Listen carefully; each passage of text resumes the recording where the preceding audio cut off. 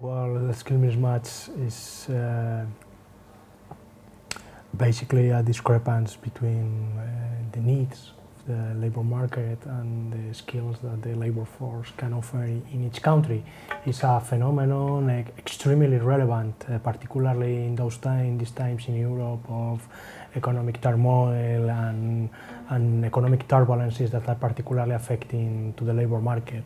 And taking into account the European Union strategy of more and better jobs, skill mismatch is going to play a key role in the European Union nowadays.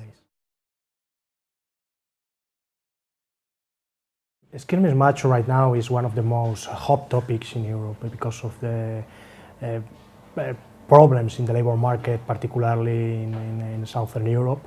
The study of skill mismatch and the different ways of addressing it and try to reduce its impact on the labor market is absolutely key and absolutely relevant in the agenda of national and European institutions. Well, regarding the main reasons or the main drivers of skill mismatch, we can distinguish between supply and demand factor. Particularly our work here, our work in Salamanca regarding skill mismatch is more related to the demand side that has been less studied by far. Our objective in terms of studying skill mismatch in this situation is to try to see how the occupational structure relates to skill match and to see in which extent is the evolution of the occupational structure the responsible or not of the skill mismatch in Europe. Well, for example, in the case of Spain, where we have a housing bubble with a very relevant weight of the construction sector, it of course determines what can happen regarding skill mismatch. And now, for example, without the construction sector and without high-tech technology and so, in Spain you have a lot of graduates.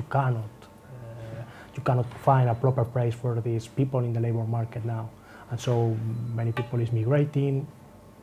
A lot of people is employed in several types of jobs that require much less skills than they have, and so it's a hot topic that we have to address.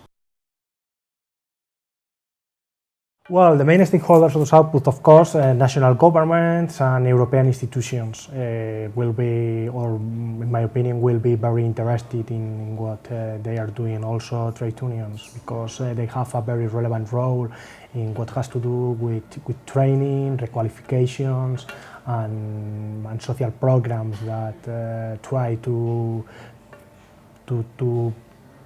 generate a better match in the labor market. So all the economic agents that are active in the labor market are very likely to be interested in the work that we are doing here.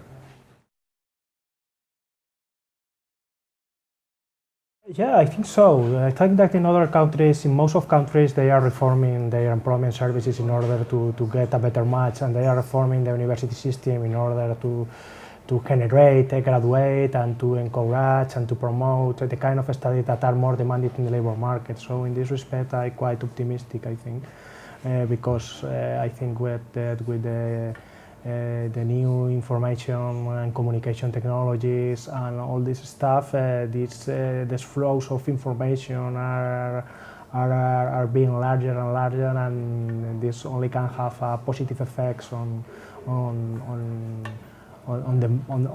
the possibility of getting good matches in the labor market, both on the demand side, but also on the supply side, including the promotion and the investment in certain types of fields and or certain types of educational institutions.